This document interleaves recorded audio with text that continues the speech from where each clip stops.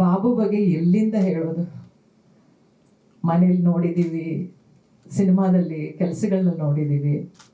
ಇದು SVR 50 ಅನ್ನೋ ಬದಲು SVR 75 ಅಂತಿದ್ರೆ ಇನ್ನೂ ಚೆನ್ನಾಗಿರೋದು.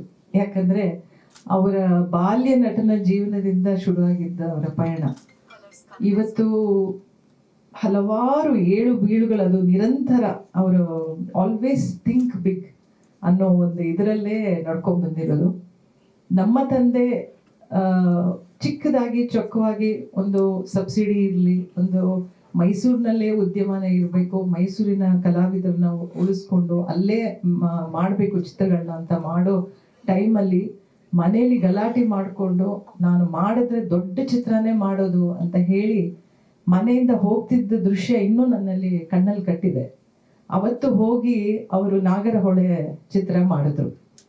ಆ ನಾಗರಹೊಳೆ ಚಿತ್ರ ವುಡ್ಲ್ಯಾಂಡ್ಸ್ ಥಿಯೇಟ್ರಲ್ಲಿ ರಿಲೀಸ್ ಆದಾಗ ನಾನು ನಮ್ಮ ತಂದೆ ಆ ಫ್ರಂಟ್ ಕ್ಲಾಸ್ ಗಾಂಧಿ ಕ್ಲಾಸ್ 75 ಪೈಸೆ ಸೀಟ್ಗೆ ಹೋಗಬೇಕು ಅಂತ ನಮ್ಮ ತಂದೆ ಅಲ್ಲೇ ಹೋಗಿ ಕೂತ್ಕೊಂಡು ಹೌಸ್ಫುಲ್ ಒಂದು ಕ್ರೌಡಲ್ಲಿ ಅವ್ರ ಕಣ್ಣಲ್ಲಿ ನೀರು ಸುರಿತಾ ಇತ್ತು. ಅಂದ್ರೆ ನನ್ಗೆ ಆಗ ಅರ್ಥ ಆಗ್ತಿರ್ಲಿಲ್ಲ, ಈಗ ಅರ್ಥ ಆಗುತ್ತೆ ಎಷ್ಟು ಕಷ್ಟಪಟ್ಟಿದ್ದೀವಿ ಒಂದೊಂದು ಕ್ಷಣಗಳು. ಅಂದರೆ ಆ ಮನೇಲಿ ಫ್ಯಾಮಿಲಿ ಅನ್ನೋದು ಯಾವಾಗಲೂ ಸೆಕೆಂಡ್ರಿನೂ ಅಲ್ಲ, ದೂರ.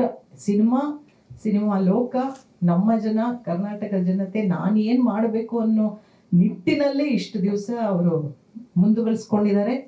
ಈಗಲೂ ಈ ವಯಸ್ಸಿನಲ್ಲೂ ಈ ಸಂದರ್ಭದಲ್ಲೂ 2 ಚಿತ್ರ ಈ ತಿಂಗಳು ಬಿಡುಗಡೆ ಮಾಡೋಕ್ಕೆ ಮಡ್ರಾಸು, ಹೈದರಾಬಾದ್ ಅಂತ ಓಡಾಡ್ತಾನೆ ಇದ್ದಾರೆ. ಆ ಉತ್ಸಾಹ ಎಲ್ಲಿಂದ ಬರುತ್ತೆ? ನಾವು ಈಗ ಎಷ್ಟೋ ಸ್ವಲ್ಪ ತಗೊಂಡ್ರು ಸಾಕಪ್ಪ ಇದು ನಮ್ಗಲ್ಲ ಅನ್ನೋ ಟೈಮಲ್ಲಿ ಕೂಡ ಅವ್ರನ್ನ ನೋಡಿದಾಗ ಇಲ್ಲ ನಾವು ಏನಾದರೂ ಮಾಡಬೇಕು ಅನ್ನೋ ಒಂದು ಖುಷಿ ಆರಂಭ ಇವತ್ತು ಪ್ರಾರಂಭ ಆಗಿದೆ.